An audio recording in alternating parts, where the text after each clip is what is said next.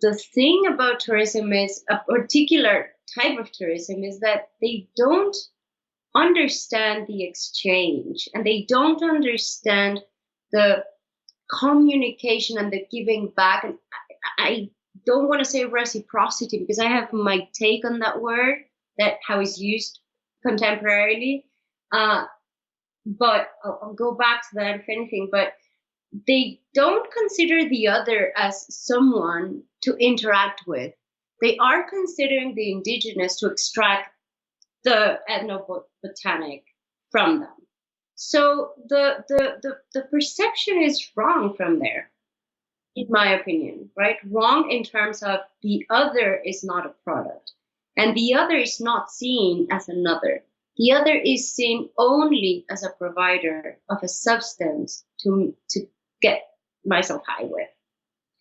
I guess coming from a world where outside of people who are already your friends and family, offering you gifts or making exchange in the sort of, the economics of lived personal relationships, the only way we get things is by going to a venue that has goods, and we go in there with our money, and there is a person who is there, maybe, and they are the facilitator of our acquisition of goods from this venue.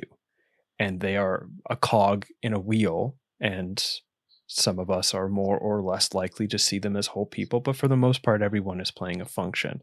So I could see how difficult it would be to sort of go and not, and how difficult it would be to go and not sort of subconsciously see the cultural space as the venue and the indigenous person as the cog in the wheel, like the cog of the venue that, facilitates my acquisition of their goods, even if I may or may not have some sort of like garb. And I think the term is like, the term is something like, it's a terrible term.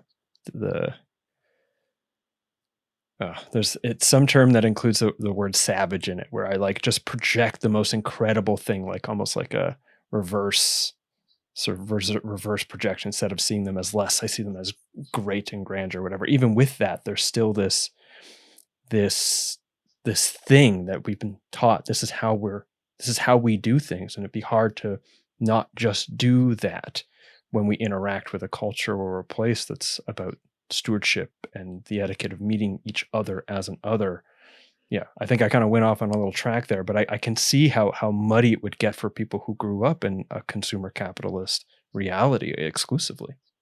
But let me ask you if you see something that I'd like to share with you, which is that it's exactly, I would say it's almost the same way in which people approach plants. People approach plants wanting plants to serve them in particular ways. So a lot of the expectations have to do with, I want to be cured from, I want to get this from, so sometimes the purpose is understood as, I want to get these from. And when they don't get it, they come out of it very unsatisfied, thinking that what they paid for did not go the way in which they were told it should be.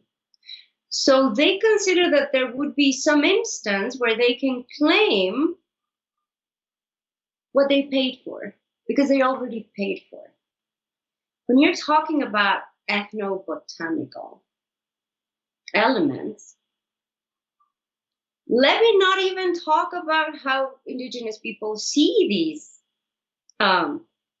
elements, right? Because they see them with soul and with, etc. The cosmovision is very rich. Living people. But, right. Living persons, yeah. Right, entities and etc. They're universes. But let's not get into that, right? But let me put it this way bluntly, you're ingesting a plant. There is no guarantee how these will go. And if you have no clue of who you are before, what do you expect this to what do you expect how do you expect this will come out?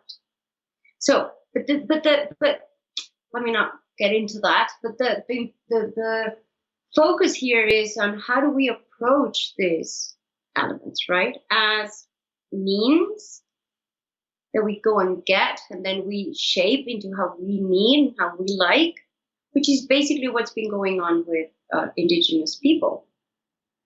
They're seen for what they can provide, not as the holders of the culture, not as the keepers of the culture, that they have a call on how to do this. That's why I don't like the word reciprocity, actually. So I don't think that there is any reciprocity to them. If anything, it should be just a recognition of that they were first. There's no reciprocity, right? Reciprocity means that, oh, you gave me this, now I have to give you this. No, this was there. And they worked with this before us, right? And in many ways, we took it.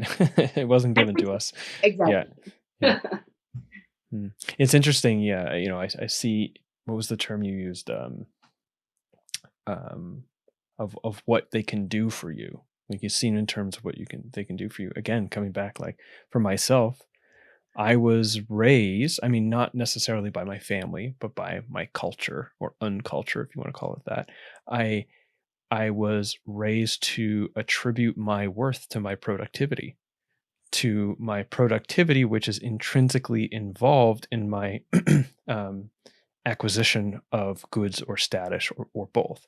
And so again, it'd be very hard not to project that onto others if one's sense of self is designed that way, and I feel like that is in a lot of ways how, I still struggle with in my day to day. My sense of self-worth is defined by my productivity, because that is very much how it's like in North America. That's how many of us are brought up to see ourselves. I want to tie back. Oh, and we see plants like that. We see people like that. We see stores like that. We see cultures like that. We see even like a vacation spot. Right. I don't see this as a land that I'm like blessed to be in the beauty of. I see this as a place that I paid to go to, and I'm there to get some beauty, and I'm there to get some relaxation. I'm there to get some fucking Mai Tais and have a good time. Right. Pardon me.